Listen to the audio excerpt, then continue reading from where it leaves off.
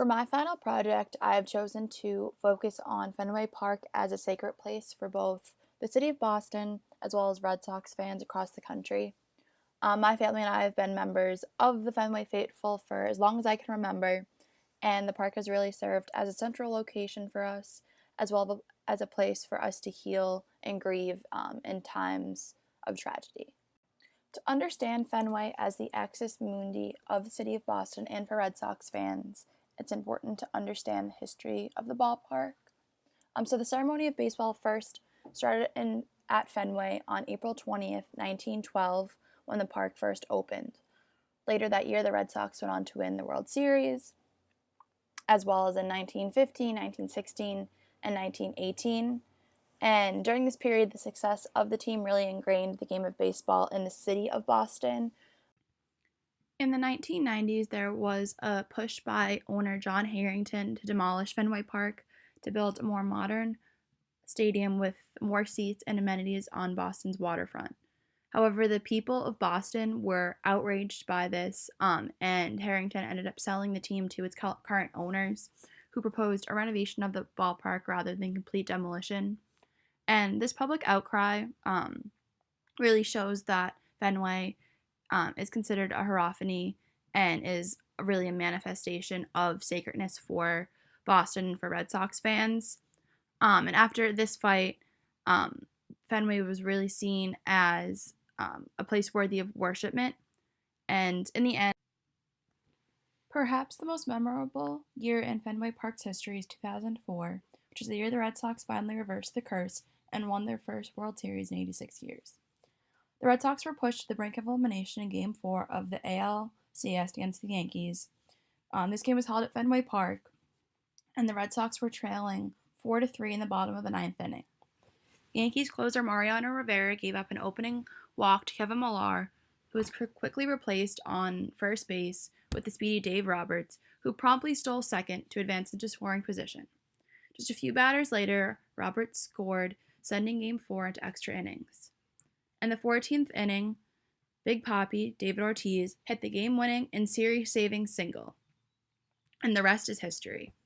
The Red Sox went on to win the World Series that year, and this push was sparked by Game 4 at Fenway Park.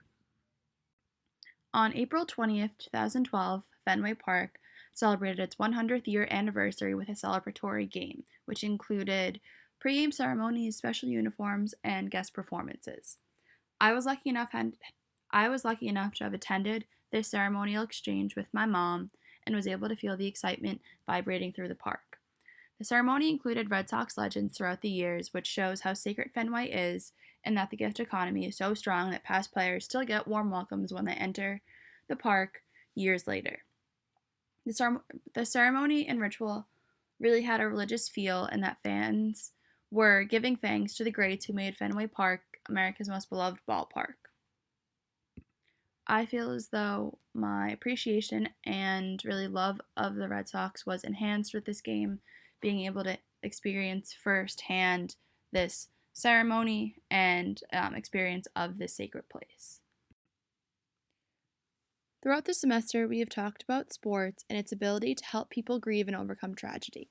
This is exactly what happened in the city of Boston and Fenway Park following the Boston Marathon bombings. April 15th, 2013 started as a normal marathon Monday in the city of Boston with game time at Fenway at 11 a.m. to allow fans to watch the end of the race just blocks from the park. However, the unthinkable events of that day sent the city into disbelief and into a complete standstill. The Red Sox returned home from a road trip and were scheduled to play the day after the manhunt that apprehended the remaining surviving perpetrator. In that game, Fenway Park was filled with emblems of Boston Strong, with one being displayed on the Green Monster. First responders, victims, runners, and volunteers were honored at the start of the game. And although I was watching the game at my house 30 minutes outside of Fenway, I could feel the resilience and strength within the park as the city was finally coming to terms with the events of Marathon Monday. Perhaps through a little divine intervention, the Red Sox went on to win the World Series that year, a championship that helped honor those lost and revive a city once steeped in tragedy. The definition, I feel, as though embodies the importance of Fenway Park deals with religion as a social glue.